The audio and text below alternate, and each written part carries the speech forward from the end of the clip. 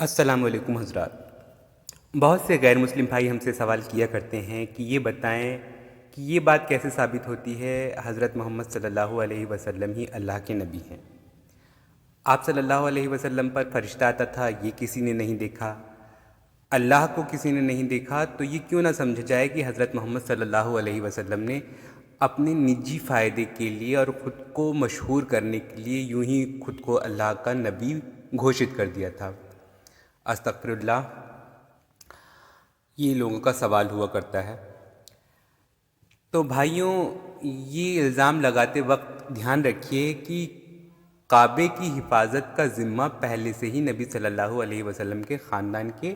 हाथों में ही था। सीधे तौर पर आप सल्लल्लाहु अलैहि वसल्लम के हाथों में नहीं था, लेकिन आपके चचा वगैरह जो थे वो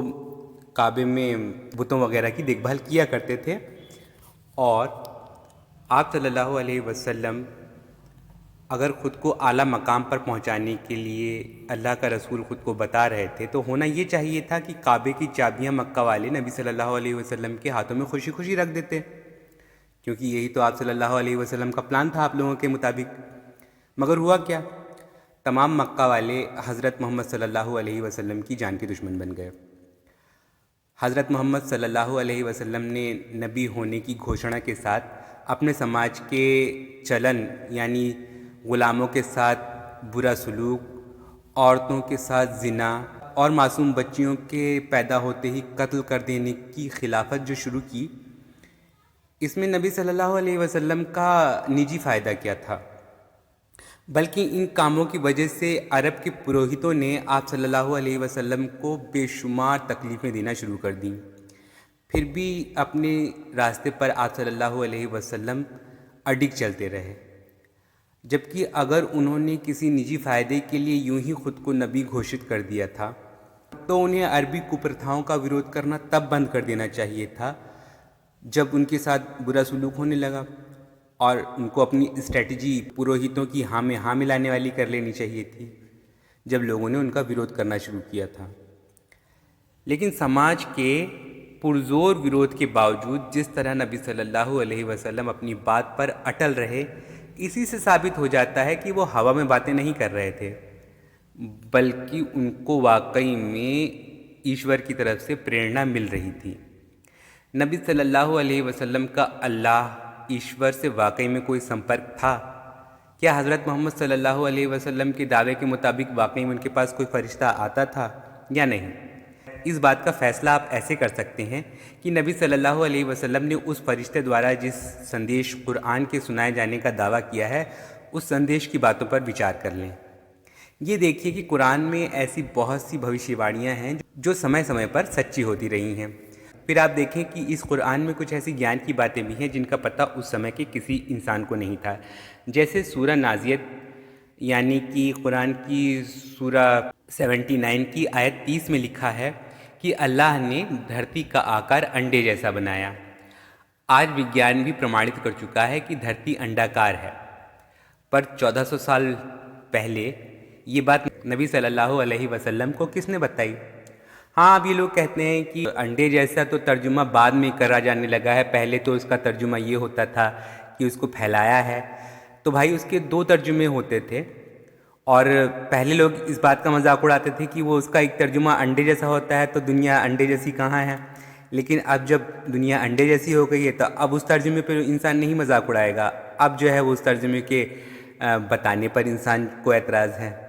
समझ सकते हैं एतराज़ करने वाले किसी भी बात पर एतराज़ करते हैं। खैर,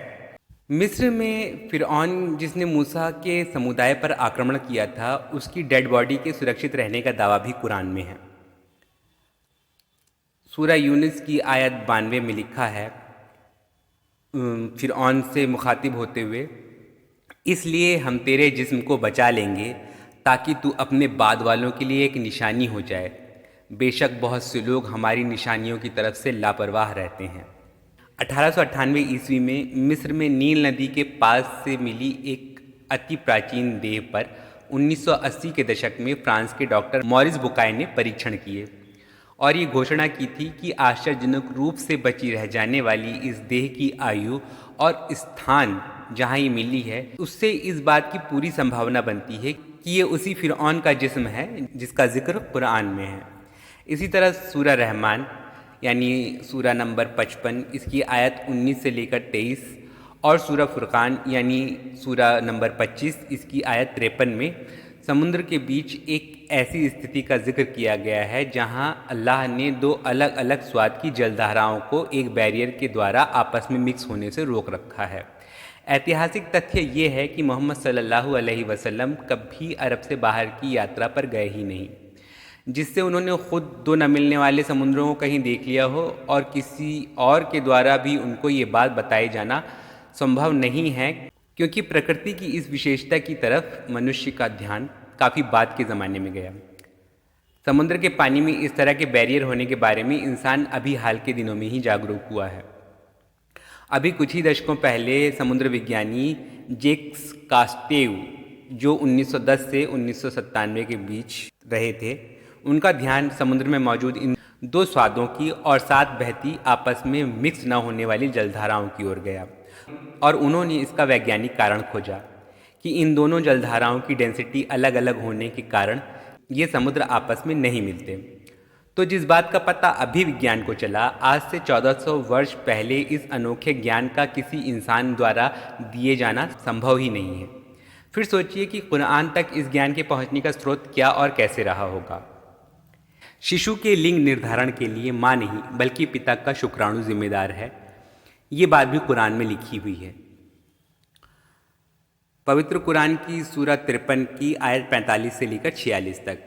लिखा है, और यह कि उसने दोनों लिंगों पुरुष और महिला को बनाया है वीर्य की एक बूंद से, जबकि उसे माता के गर्भाशय में प्रविष्ट कराया जाता है।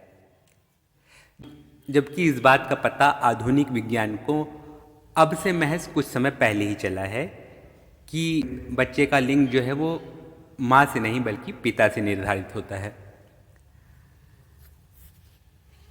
तो ये केवल कुछ बातें मात्र हैं, कुरान ऐसे आश्चर्यों से भरी पड़ी है। और जब आप इस बात पर सोच विचार करते हैं कि जब इन बातों का पता विज्ञान को आज लगा, तो आज से 1400 साल पहले कुरान तक इस ज्ञान के पहुंचने का स्रोत क्या और कैसे रहा होगा, तो आपके पास एक ही जवाब होता है कि निश्चित ही वो कोई चमत्कार, कोई दैवीय स्रोत, कोई फरिश्ता रहा होगा जिसने तमाम बातें नबी सल्लल्लाहु अलैहि वसल्लम को बताई थीं और ईश्वर का संदेश मानव जाति तक पहुंचाया था। और फिर उसी फरिश्ते ने एक ईश्वरवादिता और मानव कल्याण की वो तमाम बातें भी नबी सल्लल्लाहु अलैहि वसल्लम को बताई थीं, जिनके प्रचार के लिए नबी सल्लल्लाहु अलैहि वसल्लम ने ज़िंदगी भर लोगों के विरोध और कष्ट सहे, जिन पर अमल करने के लिए नबी सल्लल्लाहु अलैहि वसल्लम ने सुख और ऐश्वर्य का त्याग करके दूसरों को लाभ पहुँचाते हुए अपना सारा जीवन गुजार दिया। इससे ज़्यादा और क्या सबूत चाहिए हज़रत मोहम्मद सल्लल्लाहु अलैहि वसल्लम के अल्लाह का नबी होने का।